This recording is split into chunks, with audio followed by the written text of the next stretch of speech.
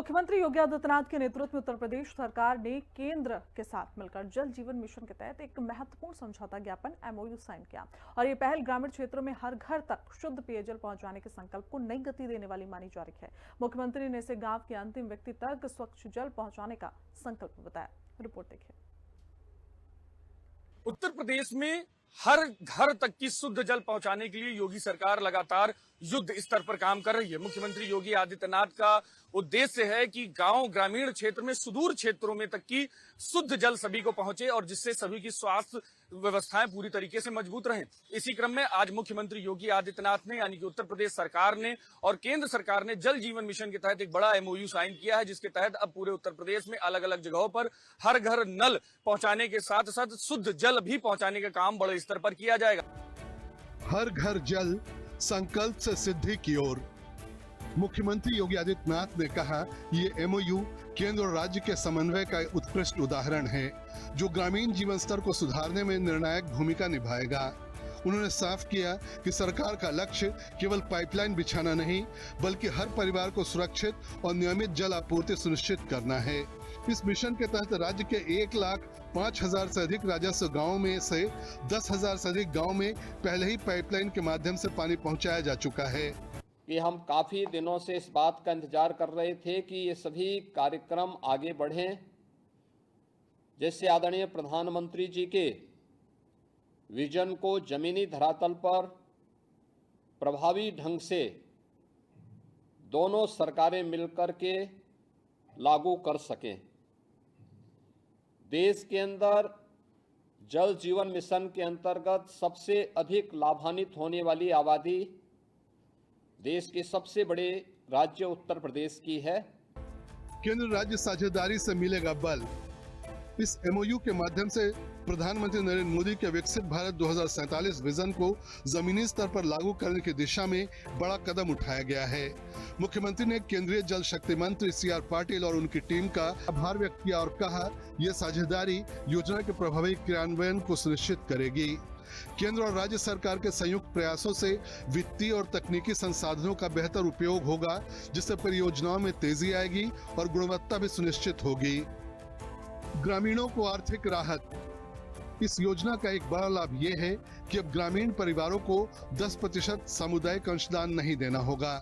ये राशि अब राज्य सरकार वहन करेगी। इससे गरीब और वंचित परिवारों पर आर्थिक बोझ कम होगा और योजना में उनकी भागीदारी बढ़ेगी।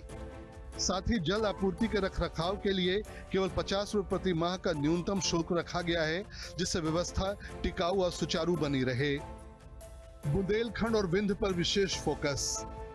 सरकार ने इस मिशन के तहत बुंदेलखंड और विंध्य जैसे जल संकटग्रस्त क्षेत्रों को प्राथमिकता दी है।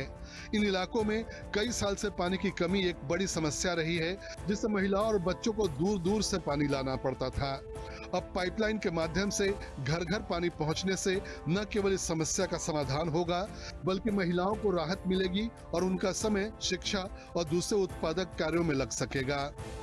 हम लोगों की प्रारंभ में ये मान्यता थी कि हम केवल बुंदेलखंड और विंध्य क्षेत्र जहां पर जल का अभाव है, बुंदेलखंड के सूखे में और विंध्य के क्षेत्र के पठारी क्षेत्र में केवल ये स्कीम लागू होनी चाहिए।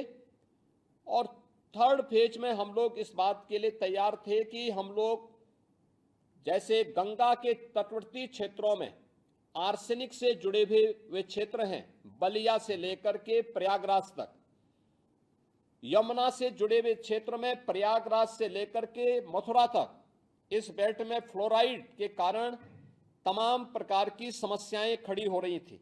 भारत सरकार ने इसके बारे में कहा कि नहीं, किसी भी स्थिति में हमारा प्रयास होना चाहिए कि पेयजल की स्कीम के अंतर्गत एक साथ उन सभी गांवों को लिया जाए जहां पे पेयजल की सुविधा नहीं उपलब्ध, अब तक पाइप पेयजल की स्कीम नहीं है। स्वास्थ्य और जीवन स्तर में सुधार। स्वच्छ पेयजल की उपलब्धता से जलजनित बीमारियों में कमी आएगी। डायरिया, टाइफाइड और दूसरे संक्रमणों से ग्रामीणों को राहत मिलेगी। इससे स्वास्थ्य पर होने वाला खर्च भी कम होगा और समग्र जीवन स्तर में सुधार देखने को मिलेगा। ये मिशन केवल पानी की आपूर्ति तक सीमित नहीं है, बल्कि ये ग्रामीण समाज के स्वास्थ्य, स्वच्छता और सम्मानजनक जीवन से भी जुड़ा है। पूर्वी उत्तर प्रदेश में इंसेफ्लाइटिस से प्रतिवर्ष हजारों मौतें होती थी।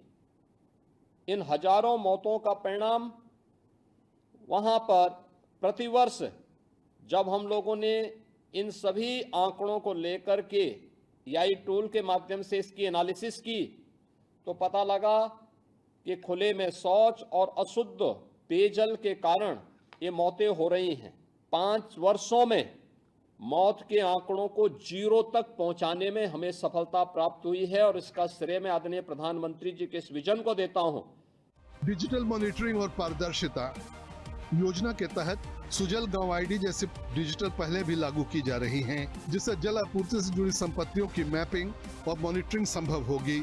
इससे पारदर्शिता बढ़ेगी और किसी भी समस्या का तुरंत समाधान किया जा सकेगा।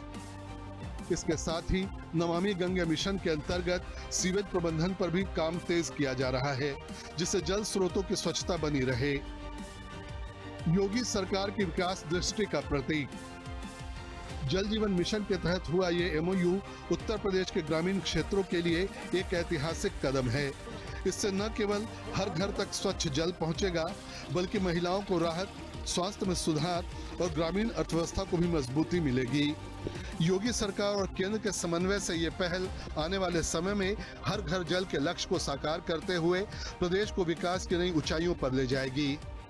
तो साफ तौर पर है कि अब उत्तर प्रदेश में जहां योजनाओं का क्रियान्वयन बड़े स्तर पर होता है, जहां पर हर घर जल योजना के तहत योगी सरकार बड़े स्तर पर काम पहले से कर रही है और ऐसे में अब जब ये एमओयू साइन हुआ है तो उन योजनाओं को और भी तेजी मिलेगी और साथ ही साथ हर क्षेत्र में, हर ग्रामीण क्षेत्र में, हर घर तक की शुद्ध जल पहुंचने का काम पूरी तरीके से होगा और मुख्यमंत्री योगी आदित्यनाथ के निर्देशन में युद्ध स्तर पर हर घर तक की जल पहुंचाया जाएगा।